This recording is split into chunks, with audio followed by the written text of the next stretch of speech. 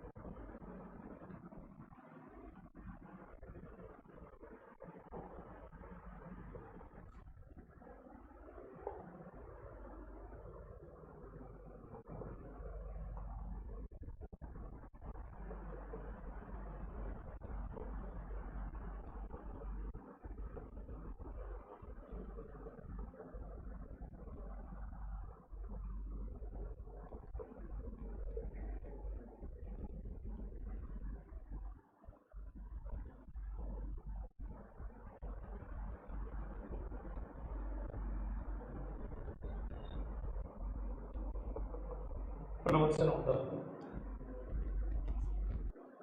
तो खैर समझते हैं जो हमने कंसेप्ट लिखा, अगला कंसेप्ट है आराम से समझना। बाबू एक पार्टनर के एडमिशन अकाउंट्स में बहुत सारे चेंजेस होते हैं। कुछ चेंजेस आप पढ़ चुके हो बेटा, जैसे नई प्रॉफिट शेयरिंग रेशो, सबसे पहले तो वही बदलती है बेटा। कहीं ना कहीं कोई सेक्रीफाइस करने वाला होता है, कभी कभी ऐसा होता है कोई गेन करने वाला भी होता है। कंपनसेशन लाना, कैपिटल लाना नए पार्टनर की, सब कुछ पढ़ा दिया आपने। अब कुछ और भी चीजें हैं बेटा आगे की जिसको समझना जरूरी है। बाबू एक एग्जाम्पल लेते हैं, आराम से समझने की कोशिश करते हैं चीजों को। मान लो आज 1 अप्रैल 19 को ए और बी इन्होंने एक पार्टनरशिप फॉर्म स्टार्ट करी। मान लो रेशियो डिसाइडेड हुआ 2:1, ठीक है, और धंधा शुरू कर दिया। 31 मार्च 24 अभी गई है और 1 अप्रैल 24 को एक पार्टनर ने, एक प्रोस्पेक्टिव पार्टनर ने इनको अप्रोच किया मिस्टर सी ने कि मुझे अपनी फर्म का पार्टनर बनाओ। ठीक है, डिस्कशन चल रहा है कि बनाए कि नहीं बनाए। ठीक है, चलो अगर आप सोचते भी हो पार्टनर बनाने की तो उससे पहले आपको क्या करना है थोड़ा सा ये समझ लो। तो इन्होंने जब ये 5 साल धंधा चलाया ना 31 मार्च 24 तक, तो 31 मार्च 24 को ना इनकी बैलेंस शीट कुछ ऐसे दिख रही है। कैपिटल ए और बी, इन्होंने कैपिटल डाली थी 1-1 लाख रुपए 31 मार्च 1 अप्रैल 19 को। आज 31 मार्च 24 को भी इनकी कैपिटल दिखाई दे रही है 1-1 लाख रुपए। यहाँ लिखा हुआ है जनरल रिजर्व, कुछ भी फिगर समझ लो 3 लाख रुपए, और लिखा हुआ है profit and loss credit balance 6 lakh रुपए, ऐसा दिखाई दे रहा है कुछ। तो वो आराम से समझने की कोशिश करना क्या है, अकाउंट्स की ना रीडिंग आनी चाहिए, देखकर समझ में आना चाहिए क्या चल रहा है। यानी कि बेटा मुझे तो ये देखकर पता क्या समझ में आया कि इन्होंने ना इस 5 साल में 9 लाख रुपए कमाए। ये 9 लाख रुपए मुझे कैसे पता लगा? बाबू प्रॉफिट एंड लॉस का क्रेडिट बैलेंस, क्रेडिट बैलेंस समझते हो, मतलब प्रॉफिट है ये एक्चुअली में, जो प्रॉफिट एंड लॉस अकाउंट से आता है। बाबू क्रेडिट बैलेंस है, लाइबिलिटी में दिखाया गया, लाइबिलिटी क्रेडिट होती है ना, क्रेडिट साइड तो दिखाऊंगा। और अगर आपको याद हो तो वो नॉमिनल अकाउंट को स्वैप बोलते हैं। Debit all the expenses and losses and credit all the income and gains. Income और गेन ही तो हुआ, ये प्रॉफिट ही तो हुआ, तभी तो क्रेडिट है, तभी तो लाइबिलिटी में रिकॉर्डेड है। तो एक्चुअली में क्या अकाउंट ऐसे बनने थे? नहीं बेटा, कभी भी नहीं बनने थे, गलत बनाए। पर बाबू क्या बहस करूं मैं इनसे, क्योंकि आप खुद याद करो जब आप profit and loss appropriation account बनाते हो, चैप्टर 1 जिन्होंने मुझसे पढ़ा है उनको ये बात समझ में आएगी। Profit and loss appropriation account बनते थे, जितना भी प्रॉफिट बढ़ता था हम क्या करते थे, to profit transfers to capital account, A की कैपिटल अकाउंट में बांट दो, बी की कैपिटल अकाउंट में बांट दो। हम कभी प्रॉफिट नाम छोड़ते थे बिजनेस में? नहीं, कैपिटल अकाउंट में बांट के खत्म कर देते थे। यानी कि इस प्रॉफिट को तो कभी ऐसे छोड़ना ही था, इनकी कैपिटल बढ़ा देनी चाहिए थी प्रॉफिट से, इन्होंने नहीं बढ़ाई, क्या हो गया, इन्होंने छोड़ी हुई है, पड़े रहने दो।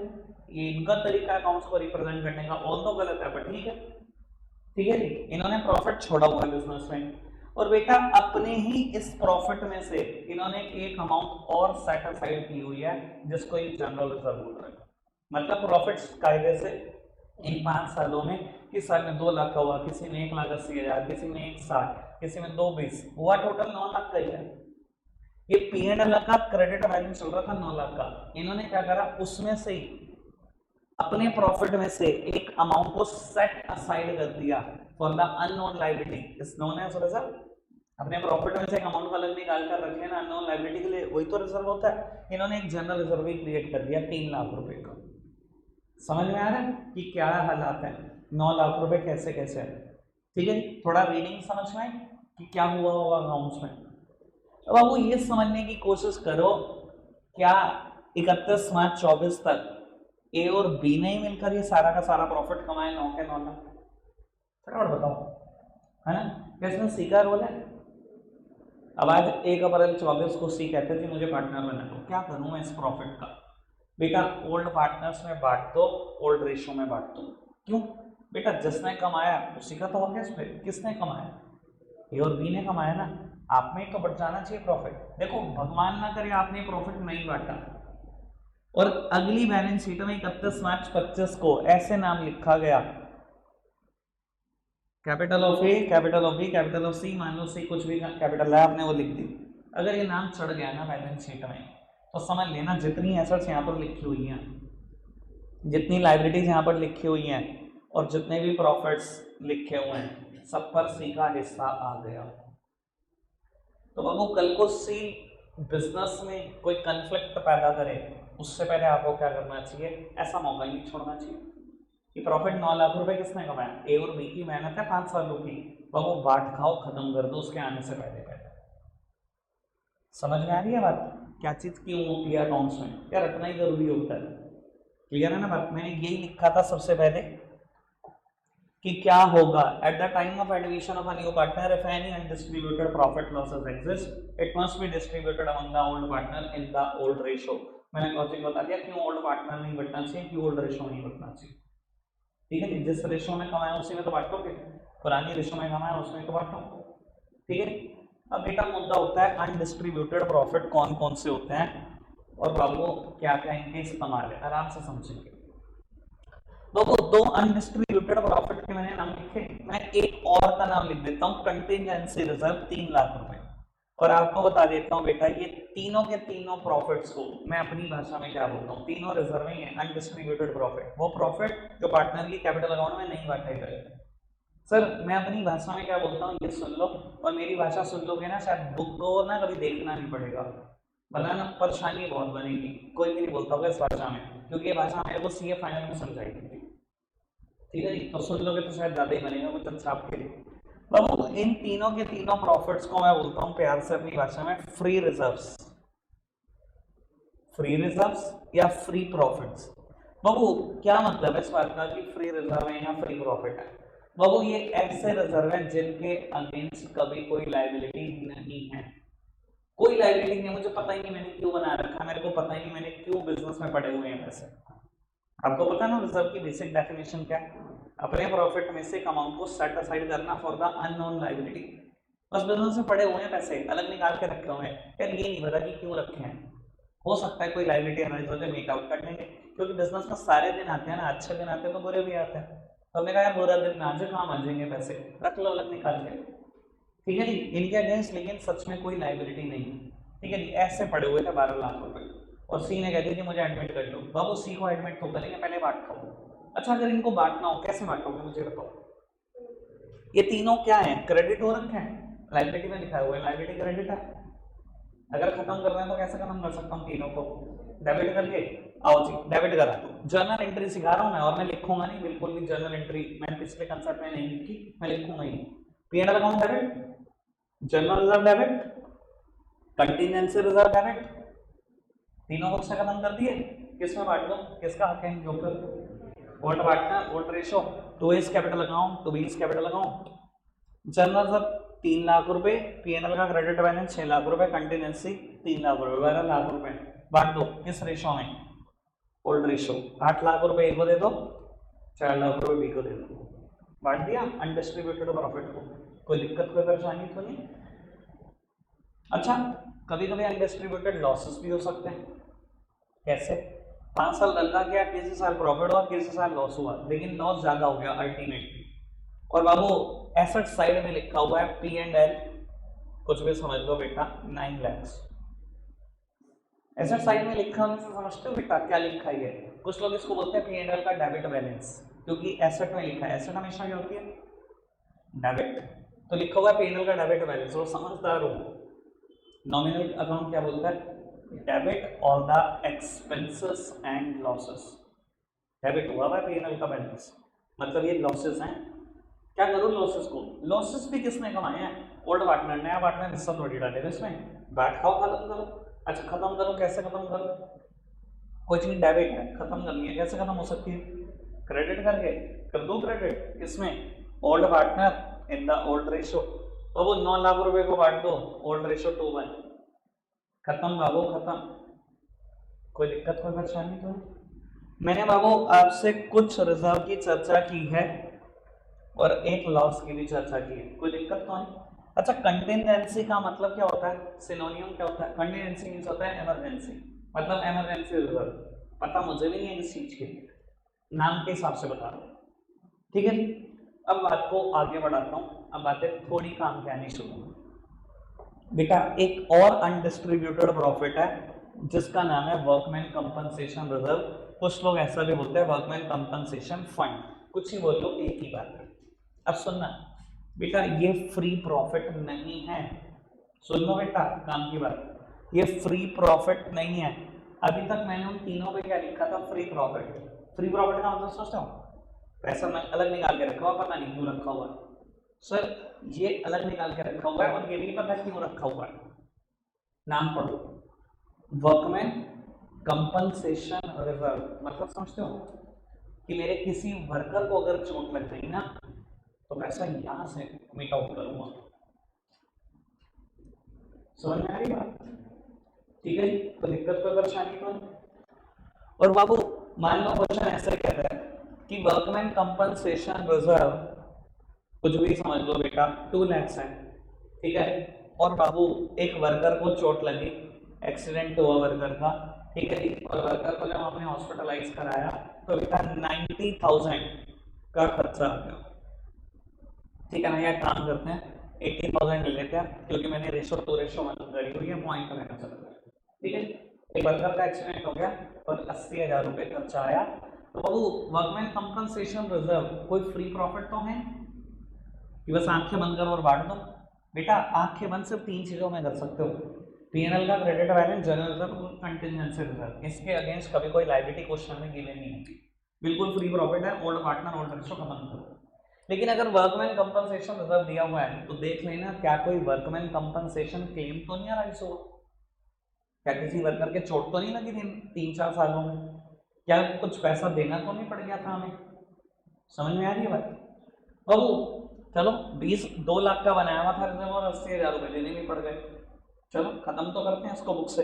कैसे खत्म कर सकते हैं इस रिजर्व को? डेबिट कर दो। कहाँ पर गिवन होगा ये प्रॉफिट? Liability side. प्रॉफिट हमेशा क्रेडिट होते हैं तो हमेशा कोई भी प्रॉफिट होगा लाइबिलिटी साइड ही दिखेगा। तो बाबू लाइबिलिटी साइड में लिखा था, क्रेडिट में लिखा था, मैं खत्म कर रहा हूँ डेबिट करके, वर्कमैन कंपनसेशन रिजर्व डेबिट, कोई दिक्कत तो नहीं। इसके अगेंस्ट एक लाइबिलिटी क्रिएट कर लो 80,000 रुपए की। इस लाइबिलिटी को लिखते हैं हमेशा वर्कमैन कंपनसेशन क्लेम। कितने रुपए की लाइबिलिटी आई बेटा इस 2 लाख के अगेंस्ट? 80,000 रुपए की, कोई दिक्कत तो नहीं। बाकी 1/20 का क्या हुआ सर? अब वो बिल्कुल फ्री है, उस 1/20 का क्या करूं?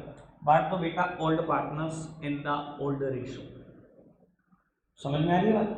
बाबू किस में बांट दूंगा? ए और बी में बांट दूंगा, पुरानी रेशियो में बांट दूंगा। अभी तक पुरानी रेशियो मैंने 2:1 ली हुई है, तो 1 की ही बात करते हैं। यानी कि ए की एंट्री में क्लेम लाइबिलिटी खड़ा करने की बात और एक उसी एंट्री में बेटा बचे हुए प्रॉफिट को बांटने की बात। कोई दिक्कत तो नहीं? ये समझ में आ रहा है? वर्कमैन कंपनसेशन कभी भी फ्री प्रॉफिट नहीं है, लाइबिलिटी ढूंढ लेना क्वेश्चन में हो सकती है, ठीक है। अच्छा क्या बताओ, अगर क्वेश्चन में कभी कोई लाइबिलिटी गिवन ही ना हो तो बेटा ये भी as good as a general reserve, as good as a PNL credit balance, ये भी फ्री हो गया। क्या करूं फिर? तो क्या 2 लाख रुपए को बांट दो old partner in the old ratio. Clear बात? आगे बढ़ाएं बाबू। एक और रिजर्व की भी बात करते हैं, इन्वेस्टमेंट फ्लक्चुएशन रिजर्व, या कुछ लोग प्यार से बोलते हैं इन्वेस्टमेंट फ्लक्चुएशन फंड। लो जी, इसका इस्तेमाल क्या, थोड़ा सा ये समझने की कोशिश करना बेटा। बैलेंस शीट में ना आपको एसेट साइड लिखा हुआ है इन्वेस्टमेंट, इधर देखो प्लीज। बैलेंस शीट में एसेट साइड लिखा हुआ है इन्वेस्टमेंट 2 लाख रुपए। बाबू आपने ना किसी कंपनी के शेयर खरीदे, मान लो रिलायंस इंडस्ट्रीज लिमिटेड के 2 लाख रुपए के शेयर खरीदे, पर आपको डाउट है यार शेयर है, बढ़ भी सकते हैं गिर भी सकते हैं, इन्वेस्टमेंट है गिर भी सकती है ना वैल्यू। तो मैंने कहा यार ज़्यादा से ज़्यादा कितनी गिर जाएगी? ज़्यादा 80,000 रुपये गिर सकती है वैल्यू, इससे ज़्यादा नहीं गिरेगी, मुझे लगता नहीं, मेरी एक्सपेक्टेशन नहीं। मैंने एक रिजर्व क्रिएट कर दिया इससे बचने के लिए, इन्वेस्टमेंट फ्लक्चुएशन रिजर्व 80,000 रुपये। नाम समझ आ रहा है कुछ? इन्वेस्टमेंट फ्लक्चुएशन रिजर्व, कि अगर इस इन्वेस्टमेंट की वैल्यू कभी भी गिरती है तो मैं कहां से कोप अप करूंगा? यहां से मीट आउट करूंगा उस पैसे को। कोई दिक्कत तो नहीं? बात समझ में आ रही है? और बेटा कई बार क्वेश्चन क्या करता है, इन्वेस्टमेंट 2 लाख रुपए, ब्रैकेट में ही लिख देता है कि मार्केट वैल्यू ऑफ इन्वेस्टमेंट जो बची है वो बेटा बची है 1.5 लाख रुपए। मतलब आपने तो एक्चुअली इन्वेस्टमेंट 2 लाख की करी थी, पर आज की तारीख में वो 1.5 लाख की बची है, मतलब 50,000 उड़ गए। और मैंने इसी दिन के लिए तो क्रिएट किया था ये कि अगर इसके ऐसे उड़ेंगे तो मैं यहाँ से मीट आउट करूंगा। तो क्या ये सच में फ्री प्रॉफिट है? क्या आंखें बंद करके इसको बांट सकते हो? नहीं बेटा, ना वर्कमैन कंपनसेशन रिजर्व आंखें बंद करके बांटा जा सकता, ना ही इन्वेस्टमेंट फ्लक्चुएशन रिजर्व। ये दोनों फ्री प्रॉफिट नहीं होते। तीन चीजें फ्री प्रॉफिट है मैंने बताया, क्या क्या? P&L का क्रेडिट बैलेंस, जनरल रिजर्व और कंटिंजेंसी रिजर्व। ठीक है बाबू। अच्छा, अब इस सिचुएशन में जर्नल एंट्री क्या करूं? इन्वेस्टमेंट की वैल्यू गिरी है 50,000, पहले तो उसको गिराओ। एसेट्स है, कम करनी है, एसेट डेबिट होती है, कम करनी है, क्रेडिट करके कम कर सकता हूँ। बाबू मैंने लिख दिया तो इन्वेस्टमेंट 50,000 रुपए, इसकी वैल्यू 50,000 से कम करनी है। कहाँ से मीट आउट करूंगा? ये अपने रिजर्व में से मीट आउट करूंगा। मेरा रिजर्व है, हमेशा क्रेडिट होता है। बाबू इससे तो मीट आउट करना है, कर दो डेबिट।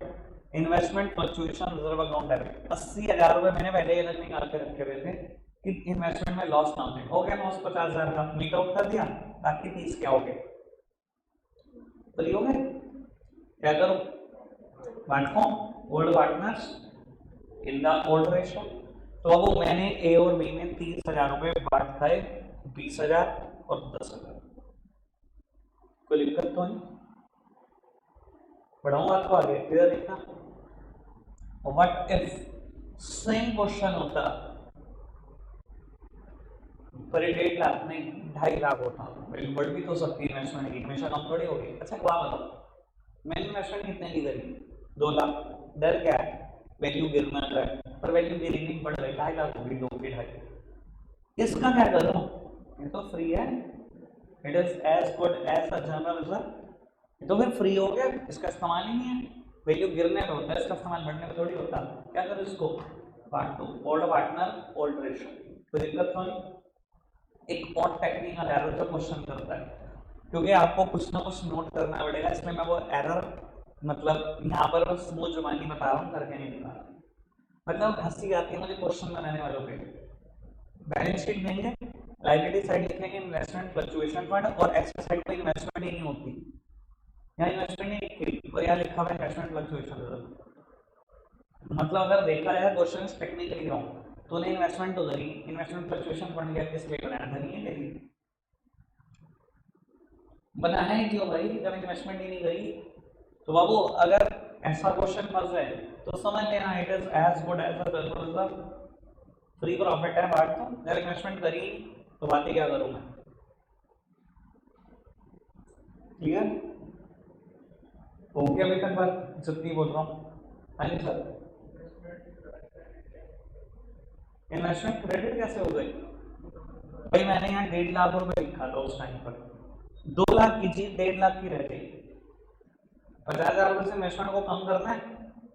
इन्वेस्टमेंट एसेट्स होती है, डेबिट होती है, कम करना है तो कैसे कम कर सकता हूँ? क्रेडिट करते हैं, मैंने क्रेडिट कर दिया तो इन्वेस्टमेंट 50,000।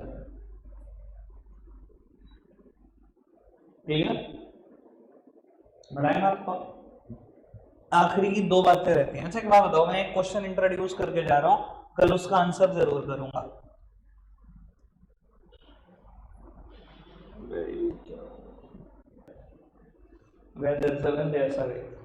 ठीक है ना, जहाँ चाह है वहीं रहा है, चाह है मेरे अंदर पढ़ाने की, कभी रास्ता मिल जाता है हमेशा। सर एक केस में इंट्रोड्यूस करने की बात कर रहा था, लोग आप क्वेश्चन नहीं पूछते, लेकिन मुझे लगता है कि मेरा पूछना लाजमी है। आपने वर्कमैन कंपनसेशन रिजर्व बनाया 2 लाख, क्या होगा अगर वर्कर को चोट लगी और 2.5 लाख रुपए खर्च आ गया? तो यार तुम मुझसे नहीं, तुम्हें यार इससे क्यों पूछती? वो पहली बार टोल कर रही है यार, तुझे नहीं लगता 3-4 बार की हो इसमें? तुमने नहीं पूछा क्वेश्चन, मैं पूछ रहा हूँ। अच्छा ये तो समझ में आ गया कि अगर 2 लाख रुपए का रिजर्व 2.5 लाख का खर्चा है तो क्या 2 लाख खत्म हो गया? अब मुद्दा ही उतना 50 कहाँ से हो रहा है? मुद्दा तो ये होता है ना, कल करेंगे डिस्कशन, कल कर लेंगे डिस्कशन, ठीक है ना, क्योंकि वो आज का मुद्दा ही नहीं है। मतलब कल एक नया कंसेप्ट होना है, उसमें से वो बात निकल कर आएगी, तो मैं अभी बात नहीं कर सकता उसमें, ठीक है। क्वेश्चन लेकिन मैंने जानबूझ के इंट्रोड्यूस कर दिया ताकि तुम्हें ये ना लगे कि हाई लेवल की कोई बात नहीं है, अभी तो छोटे छोटे लेवल की बातें हुई। आओ एक और बात पे चर्चा करते हैं। तो मैंने अनडिस्ट्रीब्यूटेड प्रॉफिट्स में ये शुरू की 5 बातें कर ली, कोई दिक्कत तो नहीं? P&L के क्रेडिट बैलेंस की बात करी, जनरल रिजर्व की बात करी, contingency reserve, workman compensation reserve fund, investment fluctuation reserve fund. Sir ये क्या नाम लिखा है? Employ provident fund. काम की बात। बाबू डबल स्टार लगा देता हूं बेटा। मुझे नहीं पता आप एम्प्लॉय प्रोविडेंट फंड के बारे में कितना जानते हो। मैंने अभी ना थोड़े दिन पहले बीएसटी में भी बात की है, इको में भी बात की है शायद इसमें। सर ये पैसा हमेशा एम्प्लॉय को बिलोंग करता है। नाम भी देखो क्या है, ये पैसा बेटा पार्टनर का है ही। सर कुछ बच्चे समझते हैं हर वो चीज जिसके सामने फंड लग गया, हर वो चीज जिसके सामने रिजर्व लग गया वो फ्री हो जाती है। मैं आपको बता देता हूँ, अनडिस्ट्रीब्यूटेड प्रॉफिट की लिस्ट में 6 नाम लिखे हैं, पर छठा नाम ये अनडिस्ट्रीब्यूटेड प्रॉफिट नहीं है। ये है ही नहीं अनडिस्ट्रीब्यूटेड प्रॉफिट। मैंने डबल स्टार भी इससे लगा दिया, ये अनडिस्ट्रीब्यूटेड प्रॉफिट नहीं है। ये पैसा एम्प्लॉय का है और पार्टनरशिप फर्म की लायबिलिटी है। पार्टनर्स में पार्टनर देना, और रियलिटी बता रहा हूँ, अगर गलती से पार्टनर बांट दिया तो अगले दिन सारे पार्टनर जेल में मिलेंगे। इतनी स्ट्रिक्ट है गवर्नमेंट एम्प्लॉय के पैसे को लेकर। दो चीजों के पैसे इंडिया में रोकना बड़ा सीरियस क्राइम है, सरकार के और एक एम्प्लॉय के। अगले दिन सारे पार्टनर जेल में मिलेंगे अगर उनका पैसा बांटता है पार्टनर से। तो समझ में आई बात? तो इसको अनडिस्ट्रीब्यूटेड प्रॉफिट समझकर पार्ट बताना पार्टनर। ठीक है जी। अगर आपको लगता है प्रोविडेंट फंड में डिटेल चर्चा कर देना तो मैं किसी दिन पक्का कर दूंगा, पर आज नहीं। ठीक है जी। अगर किसी को लगता है कि मुझे नहीं पता इसके बारे में, मैं पक्का बता दूंगा, आज नहीं कल पूछ लेना। ठीक है, कोई दिक्कत कोई परेशानी तो नहीं? मैंने कि यहाँ से मैंने 6 की 6 बातें कर दी बेटा, कुछ तो नहीं बचा। ठीक है, और बाबू पीएनएल के डेबिट बैलेंस की भी मैंने चर्चा कर दी है अनडिस्ट्रीब्यूटेड लॉस की। एक आखिरी अनडिस्ट्रीब्यूटेड लॉस, इसके ऊपर भी मैंने चर्चा 12th में आकर एक बार की है। बाबू क्या लिखा हुआ है ना, एडवर्टीजमेंट सस्पेंस या एडवर्टीजमेंट एक्सपेंडिचर, और ब्रैकेट में मैंने कुछ और लिखा डेफर्ड रेवेन्यू एक्सपेंडिचर। बाबू कई बार ऐसा ही होता है कि हमारे बुक्स ऑफ अकाउंट्स में बैलेंस शीट में एसेट साइड लिखा हुआ है एड, जिसकी कीमत लिखी हुई है कुछ भी समझ लो 3 लाख रुपए। ऐसे कभी कभी लिखा जा सकता है एड एसेट्स में, 11th क्लास में भी आपने पढ़ा होगा। और मैं हमेशा इसको बोलता हूँ बेटा, these are mayor expenses not yet return off. ये कोई एसेट्स नहीं है बेटा, एड कभी कोई एसेट नहीं होता किसी बिजनेस के लिए। ये सिर्फ वो खर्चे हैं जो अभी तक राइट ऑफ नहीं किए गए। याद आ रही होगी मेरी बात, मैंने अभी 12th में भी बोली है बात कुछ दिन पहले। ठीक है ना, अभी मुझे लगता है 2-4 बच्चे फिर नए हो चुके हैं, उन्हें समझ नहीं आ रही होगी मेरी बात कि एड एसेट्स में क्यों लिखी जा सकती है। मैं करता हूँ चर्चा, 5 मिनट के बाद करता हूँ। फिलहाल ये समझो बेटा, ये सिर्फ खर्चे हैं बिजनेस के, सिर्फ और सिर्फ खर्चे। ठीक है जी। और बाबू अगर खर्चे हैं तो बेटा कभी भी सी चाहेगा कि आप नाम या उसका चिपका दो और उस खर्चों पे उसका भी हिस्सा दे। तो कहेगा भैया मैंने तो करी नहीं, जबरदस्ती मेरे गले डाल दिए तुमने खर्चे। तो क्या कहेगा बेटा, निपटा लो भैया पहले ही। तो वो ओल्ड पार्टनर्स नहीं करे हैं खर्चे, ओल्ड पार्टनर कोई बटने चाहिए, बांट खाओ। वो कैसे बांटेंगे? कोई चीज डेबिट है एसेट्स में लिखी है, खत्म कर दो बुक से। ऐसे खत्म किया जा सकता है, क्रेडिट करके। बेटा ओल्ड पार्टनर कौन है? ए और बी, उनकी कैपिटल को डेबिट कर दो। 3 लाख रुपए के खर्चे, 2 लाख रुपए इसके हिस्से का खर्चा है, 1 लाख रुपए इसके हिस्से का खर्चा है। कोई दिक्कत कोई परेशानी तो नहीं? सभी अनडिस्ट्रीब्यूटेड प्रॉफिट लॉसेस की मैंने बात कर ली। पहले बुक का एक आध क्वेश्चन और फिर थोड़ी सी ऐड पे चर्चा। सर 39 तक हम पढ़ चुके हैं, उसके बाद एक और कंसेप्ट है revaluation of assets and reassessment of liability, कल का मुद्दा। कल करेंगे बेटा ये सारी बातें। ठीक है जी, आज करते हैं ये वाली बात। बाबू क्वेश्चन नंबर 49 पढ़ना जरा फटाफट से। कहता है Ram and Shyam were partner in a firm sharing profits and losses in the ratio of 2:1। Ram और श्याम पार्टनर है, पुरानी केस था 2:1। Mohan was admitted for 1/3 share in the profit. Mohan आया 1/3 शेयर के लिए। On the date of Mohan's admission the balance sheet of Ram and Shyam showed general reserve of 2,50,000 and a credit balance of 50,000 in P&L account. और वो कहते थे मोहन आया तो बैलेंस शीट में जनरल रिजर्व भी दिखाई दे रहे थे और क्रेडिट बैलेंस दिखाई दे रहा था P&L अकाउंट का, मतलब प्रॉफिट था। ठीक है, कहता है pass the necessary journal entry on the treatment of these item on Mohan's admission. अब जी वो राम और श्याम पुराने पार्टनर है, ऑर्डर के साथ 2-1 है, 2.5 लाख का धन रिजर्व और 50,000 का पीएनएल का क्रेडिट बैलेंस। क्या होना चाहिए इनका? बांटता हूँ, अनडिस्ट्रीब्यूटेड प्रॉफिट है, किसका हक है इस पे? Old partners, old ratio. बाबू जनरल रिजर्व क्रेडिट हुआ होगा बुक्स में, प्रॉफिट है ना, बांटना है तो कैसे बांट सकता हूँ? डेबिट करके। पीएनएल का क्रेडिट बैलेंस, क्रेडिट हुआ होगा, खत्म करना है डेबिट करके। बाबू किसमें? राम और श्याम में 2.5 लाख रुपए, 50,000 रुपए, बांट दो 2-1 में, 2 लाख और 1 लाख। ठीक है बाबू, 3 क्वेश्चन है, एक मैंने कर दिया, मैं ज्यादा नहीं कर सकता, ठीक है ना। मुझे कैसे पता लगेगा आपको समझ में आया? क्वेश्चन नंबर 50 कर लेना। 51 का अभी ए पार्ट करना, बी पार्ट अभी होगा नहीं, बी पार्ट मत करना, होगा नहीं। बी पार्ट होगा जब हम 3rd चैप्टर कर लेंगे, चेंज इन पीएसआर। ठीक है जी, आज छोटा हुआ है, अब होगा पता लग जाएगा। ठीक है बाबू, ऐड के ऊपर हल्की सी अच्छा एक बात बताओ, किसको नहीं पता कि ऐड कभी बैलेंस शीट में भी आ सकता है और क्यों आ सकता है? फटाफट से बताओ। सबको पता है? बताओ, बाकी सबको पता है? एसेट्स होगी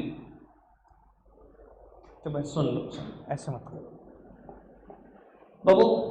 ऐड को ना हम प्यार से बोलते हैं डेफर्ड रेवेन्यू एक्सपेंडिचर। क्यों बोलते हैं ये समझ लो बाबू। देखो नाम से देखा जाए तो एक रेवेन्यू एक्सपेंडिचर एक रेकरिंग खर्चा पीएनएल अकाउंट में दिखाना चाहिए, ठीक है ना। सारे रेकरिंग खर्चे बिजनेस के, सारे रेवेन्यू खर्चे कहाँ दिखाए जाते हैं बेटा? प्रॉफिट एंड लॉस अकाउंट में दिखाते हैं, ठीक है। वो पीएनएल अकाउंट में दिखाना चाहिए, कहता है लेकिन आपने क्या कर रखा है, इसकी डेफरमेंट कर रखी है, डेफर रेवेन्यू एक्सपेंडिचर बना रखा है। क्यों? मान लो बेटा मैंने कोई खर्चा करा ऐड का, और बाबू ये खर्चा है बेटा 4 लाख रुपए का, मैं तो देखते रहना, 4 लाख रुपए का खर्चा किया, ठीक है। मान लो मैंने अपनी ट्यूशन के ही ऐड करे और सहारनपुर नगर निगम में ना टैक्स जमा कराया हुआ चार साल का, कि 4 साल तक मेरे बोर्ड लगेंगे, साइट आइडेंटिफाई कर ली, नगर निगम होता जी इसे साइट पे लगाऊंगा। नगर निगम ने कहा जी इतना खर्चा आएगा, इतना टैक्स जमा करा, तो मैंने टैक्स जमा कराया, बोर्ड बनवाए, सारा खर्चा मिला के 4 लाख रुपए का, ठीक है। अब बाबू 4 साल के लिए खर्चा मुझे बेनिफिट देगा, कोई 1 दिन के लिए, कोई 1 महीने के लिए, कोई 1 साल के लिए नहीं। हर वो चीज जिसका बेनिफिट 1 साल तक मिलता है वो दिखाई जाती है ट्रेडिंग अकाउंट में या पीएनएल अकाउंट में। अब बाबू ये नाम से तो रेवेन्यू एक्सपेंडिचर ही नजर आ रहा है, नाम से तो यही नजर आ रहा है पीएनएल के आइटम है, नाम ही है रेवेन्यू एडवर्टीजमेंट एक्सपेंस, नाम से तो समझ में आ रहा है कि रेवेन्यू है। पर बाबू अगर मेरे को 4 साल के लिए बेनिफिट दे रहा है, मैं कभी दिखा नहीं सकता पीएनएल अकाउंट में, तो मुझे इस केसेस में क्या करना चाहिए बेटा? इसको बैलेंस शीट में दिखाना चाहिए। बाबू मैंने बैलेंस शीट में एसेट साइड रिकॉर्ड कर दिया ऐड, प्लीज सामने देखना, 4 लाख रुपए, कितने साल के लिए बेनिफिट दे रहा है? 4 साल, 4 सालों में खत्म कर दो बाबू, हर साल 1-1 लाख रुपए खत्म कर दो, डिवाइडेड बाय मैंने 4 करके देख लिया, हर साल 1 लाख खत्म करना पड़ेगा। इसे बोलते हैं राइट ऑफ करना, खत्म करने को बोलते हैं राइट ऑफ करना, या सीधी सीधी बात पीएनएल अकाउंट में दिखाना। खत्म करना, राइट ऑफ करना, पीएनएल अकाउंट में दिखाना एक जैसी बात है। मैंने इसको राइट ऑफ कर दिया बुक से 1 लाख रुपए, कितना बचा है? 3 लाख रुपए, और पीएनएल अकाउंट में कितना दिखा दिया बेटा? टू एड एक्सपेंस, कि इस साल का ऐड का खर्चा 1 लाख है। अगले साल क्या करूंगा? फिर ऐड दिखाऊंगा, कितना पड़ा हुआ है? 3 लाख, फिर राइट ऑफ करूंगा 1 लाख रुपए, फिर दिखाऊंगा पीएनएल अकाउंट में 1 लाख। अगले साल क्या करूंगा? 2 लाख, एक माइनस करूंगा पीएनएल, लास्ट साल 1 लाख का है, 1 लाख का 1 लाख माइनस करूंगा, चारों साल के पीएनएल अकाउंट में 1-1 लाख रुपए आ जाएगा। समझ में आ रही बात? ठीक है, अब यही सोचो बाबू, ये 1 साल पूरा हुआ है, अभी ऐड अभी भी 3 लाख रुपए का बैलेंस शीट में पड़ा है, और यही कह रहा है सी मुझे एडमिट कर दो जी, क्या करूं सर? किसने किया है खर्चा? उनका ही तो नुकसान है ना, ये उन्हें ही तो बटना चाहिए, मैंने उन्हीं में बांटा था जब ऐड 3 लाख रुपए लिखा। ठीक, क्लियर कर दिया मैंने, रखेंगे आज के लिए इतना ही प्यारे बच्चों, बाय बाय।